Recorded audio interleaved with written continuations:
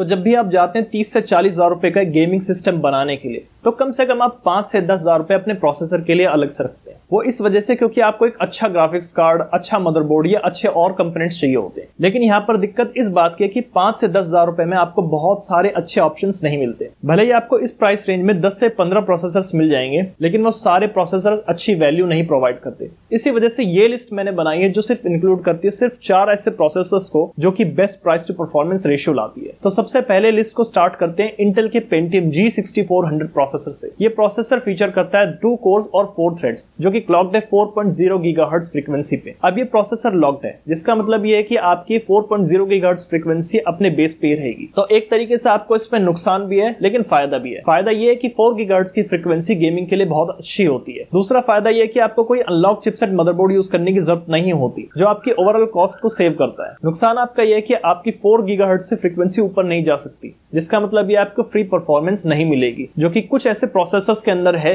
जो 10,000 रुपए के अंडर में आते हैं। अब बात करते हैं इसकी कंपैटिबिलिटी की। ये प्रोसेसर कंपैटिबल है LGA 1200 सॉकेट मदरबोर्ड से। तो बेस्ट रहेगा कि आप H410 या H510 चिपसेट मदरबोर्ड इसके साथ यूज करें। इसकी वजह से आपके ओवरऑल गेमिंग सिस्टम की कॉस्ट भी घटेगी और आपको बेसिक पोर्ट्स और स्लॉट्स भी मिल जाएंगे। इस प्रोसेसर की कीमत फिलहाल जो मार्केट में है वो है 5,000 से लेकर 5,500, जो कि मेरे हिसाब से काफी चीप है और आपको 2 कोर और 4 थ्रेड कम से कम तो गेमिंग के लिए चाहिए होते हैं। अब बात करते हैं दूसरे प्रोसेसर की, जो कि इससे थोड़ी और बेटर वैल्यू लाता है, और वो है AMD Athlon 3000G प्रोसेसर। अब इस प्रोसेसर की सबसे खास बात यह है कि ये एक APU है। APU वो होता है जो CPU और GPU दोनों एक साथ एक ही चिप पे लाता है। इसकी वजह से आपको डेडिकेटेड ग्राफिक्स कार्ड की भी जरूरत नहीं पड़ती अगर आपकी गेमिंग रिक्वायरमेंट बहुत हाई नहीं है तो। अब वैसे तो प्रोसेसर सिर्फ 2 कोर्स और 4 थ्रेड लाता है, लेकिन अच्छी बात यह है कि ये ओवरक्लॉकेबल है। अब पेंटियम G6400 ओवरक्लॉकेबल नहीं है, तो इसका मतलब यह है कि Athlon में आप ओवरक्लॉकिंग करके थोड़ी और फ्री परफॉर्मेंस अनलॉक कर सकते हो। ये प्रोसेसर AIM4 सॉकेट के लिए कंपैटिबल है, तो आपके लिए बेस्ट रहेगा कि B350 या B450 चिपसेट के साथ इस प्रोसेसर को यूज करें। इस प्रोसेसर की जो क्लॉक स्पीड है वो 3.5 गीगाहर्ट्ज की है, लेकिन आप इसकी फ्रीक्वेंसी 3.5 गीगाहर्ट्ज से ऊपर ले जा सकते हो अगर आप अच्छा CPU कूलर या एक अच्छा मदरबोर्ड यूज कर रहे हो तो। अब दूसरी सबसे अच्छी बात इस प्रोसेसर की है कि ये काफी पावर एफिशिएंट है। बाकी प्रोसेसर जो मैंने इस लिस्ट में इंक्लूड किए हैं उनसे इसकी पावर कंजम्पशन ऑलमोस्ट हाफ है, यानी कि सिर्फ 35 वॉट्स। तो इसका मतलब ये है कि हीटिंग इश्यूज भी कम होंगे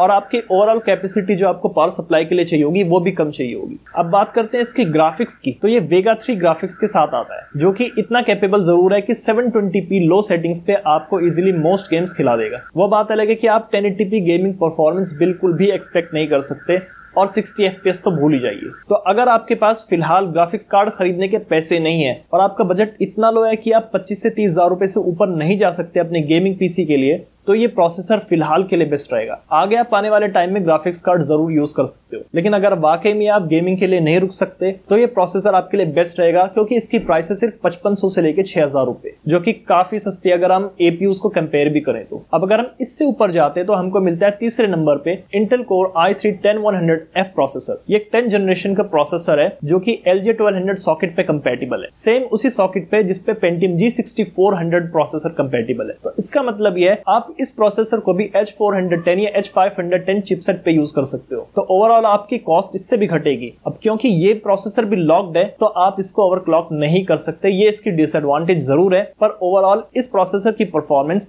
दोनों पेंटियम और AMD Athlon प्रोसेसर से काफी हाई है। ये प्रोसेसर फीचर करता है 4 कोर्स और 8 थ्रेड्स, जो कि बेस्ट रहेंगे गेमिंग के लिए अगर आप कोई भी बजट गेमिंग सिस्टम बनाते हो। 4 कोर्स और 8 थ्रेड्स आज के टाइम पे मिनिमम है अगर आप सारे गेम चलाना चाहते हो। दूसरा ये कि इसकी आपको बेस क्लॉक फ्रीक्वेंसी मिल जाती है 3.6 गीगाहर्ट्ज, और इसमें क्योंकि टर्बो बूस्ट टेक्नोलॉजी भी है तो 4.3 गीगाहर्ट्ज तक इसकी बूस्ट क्लॉक स्पीड चली जाती है, जिससे आपको और ज्यादा हाई परफॉर्मेंस मिलती है, और वो भी सिर्फ 65 वॉट्स TDP पर। इस प्रोसेसर की फिलहाल जो कॉस्ट आपको मार्केट में मिलेगी वो 6000 से लेकर 6500 रुपए के बीच में होगी। तो अगर आप फिलहाल डेडिकेटेड ग्राफिक्स कार्ड यूज करने वाले हो तो AMD Athlon 3000G की जगह आप इस प्रोसेसर का जरूर यूज करें, क्योंकि ये प्रोसेसर AMD Athlon से काफी फास्ट है और ज्यादा कोर्स भी लाता है। अब 4th नंबर पे जो प्रोसेसर मैंने रिकमेंड किया है वो फिलहाल आज के टाइम पे बेस्ट बजट गेमिंग प्रोसेसर है। यह है Intel Core i3-12100F प्रोसेसर, जो कि 4 कोर्स और 8 थ्रेड लाता है। यह processor Alder Lake architecture use करता है, जिसकी वजह से आपकी सिंगल और मल्टी कोर परफॉर्मेंस दोनों काफी अपलिफ्ट हो जाती है। यह आपको रफली 10% ज्यादा परफॉर्मेंस देगा i3 10th जनरेशन प्रोसेसर के मुकाबले में। आप इस परफॉर्मेंस को और ज्यादा बढ़ा सकते हैं क्योंकि ये प्रोसेसर LGA 1700 सॉकेट मदरबोर्ड्स पे कंपैटिबल है, जो कि DDR4 और DDR5 दोनों ऑप्शंस रखता है। DDR5 मेमोरी मेमोरीज यूज करने से आपकी 2 से 3% परफॉर्मेंस जरूर बढ़ती है। तो अगर आप DDR5 मेमोरीज यूज करते हैं तो ना ही सिर्फ आपके Alder Lake आर्किटेक्चर होने की वजह से परफॉर्मेंस बढ़ती है, बल्कि DDR5 मेमोरीज की हाई फ्रीक्वेंसी की वजह से भी आपको गेमिंग में अपलिफ्ट मिलती है। दूसरी इस प्रोसेसर की अच्छी बात यह है कि इसकी पावर कंजम्पशन भी वेरी करती है। अगर आप बाकी प्रोसेसर्स को इस लिस्ट में देखेंगे इंक्लूडिंग i3 10 Gen प्रोसेसर, तो उनकी TDP ऑलमोस्ट फिक्स्ड है, पर इसकी TDP 58 वॉट से लेके 89 वॉट्स तक जाती है। इसका मतलब यह आप टर्बो बूस्ट टेक्नोलॉजी का ज्यादा फायदा उठा सकते हैं और आपकी बूस्ट फ्रीक्वेंसीज प्रोसेसर की ज्यादातर हाई रहेगी अगर आप इसको अच्छी तरह पावर सप्लाई फेड करते हैं। इस प्रोसेसर की फिलहाल मार्केट में कीमत है 9,000 रुपए से लेके 9,400। तो ये बेशक